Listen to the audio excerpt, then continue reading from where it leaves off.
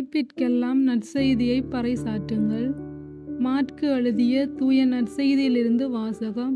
அதிகாரம் 16 திருவசனங்கள் 15 தொடக்கம் 20 வரை.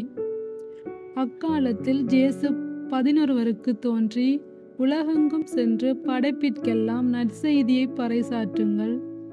நம்பிக்கை கொண்டு திருமுழுக்கு பெறுவோர் மீட்பு பெறுவர்.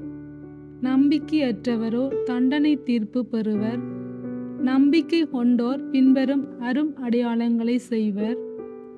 அவர்கள் என் பெயரால் பேய்களை ஓட்டுவர், புதிய மொழிகளை பேசுவர், பாம்புகளை தம் கையால் பிடிப்பர், கொல்லும் நஞ்சை குடித்தாலும் அது அவர்களுக்கு தீங்கு இழைக்காது, அவர்கள் உடல் நலமற்றோர் மீது கைகளை வைக்க அவர்கள் குணமடைவர் என்று கூறினார். இவ்வாறு அவர்களோடு பேசிய பின்பு ஆண்டவர் இயேசு விண்ணேற்றம் அடைந்து கடவுளின் வலப்புறம் அமர்ந்தார். அவர்கள் புறப்பட்டு சென்று எங்கும் நற்செய்தியை பறைசாற்றினர். ஆண்டவரும் உடனிருந்து செயல்பட்டு நிகழ்ந்த அரும் அடையாளங்களால் அவர்களுடைய வார்த்தையை உறுதிப்படுத்தினார். இது ஆண்டவர் வழங்கும் அருள்வாக்கு. கிறிஸ்துவே உமக்கு புகழ்.